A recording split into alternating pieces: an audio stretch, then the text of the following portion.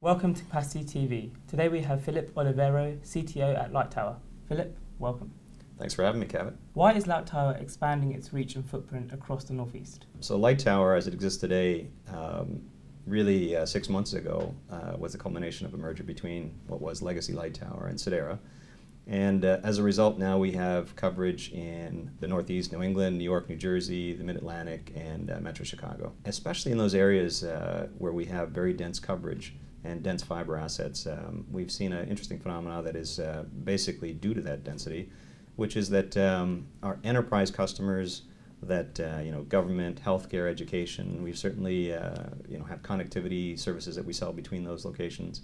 But the complementary competencies of the two companies that came together, Lightower and Sidera, where Lightower had those enterprise customers and Sidera maybe focused a little bit more on data center connectivity and financial services. Having all of those together now on one network has really, we've seen an uptick then in connectivity between those enterprise customers and into those data centers, primarily driven by cloud services and the adoption of and the growth of the adoption of cloud services. Mm-hmm. So what we found though is that there's certainly some areas where we have a great base, but not necessarily the same density that we enjoy in other areas. So, for example, in New England, New York, New Jersey, we have tremendous density. And we're really seeing that, that phenomenon I talked about really accelerating the demand where, again, enterprise customers are connecting to data centers and amongst themselves as well. So I guess if I had to boil it down, one of our key strategic initiatives going forward, and one of the things that we aim to do, is to really be the #1 or #2 provider in the markets that we serve in terms of coverage. It's a key important success factor for us. And so as I mentioned, there's some areas in our footprint that we're really looking to build upon our base assets and really grow and expand our coverage. And we're doing it through some planned routes that we're adding, but also in programs like NearNet and Riser programs that allow us to sell to either near customers or sell up and down in buildings that we're currently in that might be tall and maybe have some expense or capital to spend to get there. But we're creating programs that allow us to make it easier for customers to buy in those situations and take advantage of some of our standard pricing that we offer to customers who are on net. With the increasing trend towards the vertical of enterprise, how does wholesale fit into that ecosystem?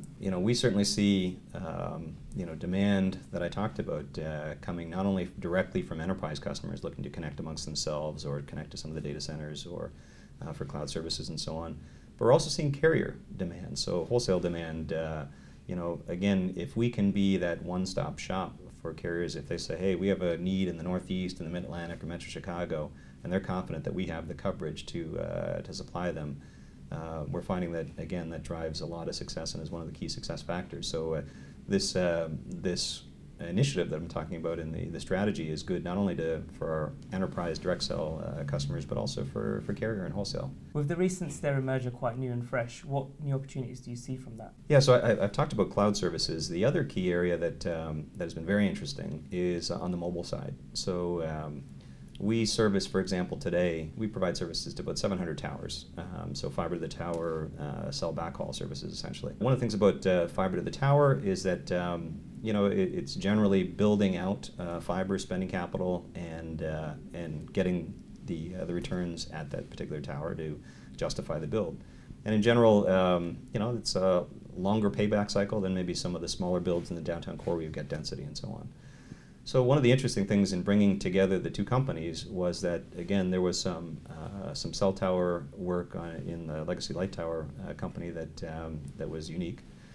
And really with the combined number of locations now that we now serve, what's very interesting is this new emergence and interest in small cells. Small cells, from a wireless perspective, the wireless carriers, they're looking to actually provide more coverage, more capacity in some of the core areas where we have those 7,500 on-net locations. So having more locations now, it's very exciting that as this small cell demand grows and as this application and need grows, we think we're uniquely positioned and very well positioned to be able to provide backhaul at the buildings that we're at that are already lit, don't take necessarily that longer, the business case and the longer payback cycle to pay back because these are already on-net buildings. So I think the intersection of small cell demand and the robust on-net presence that we have in our territory, we think is we're very excited about. With increasing consolidation in North America, do you still see opportunity for more? Yeah, I think so. I think it's going to be different. Having recently gone through, even personally, some of the consolidation you talk of, clearly there's been a number of medium-sized businesses that are businesses in our sector that have consolidated. That still leaves a number of smaller companies as well as now larger companies that have been merged together. So I think that's where the opportunity is.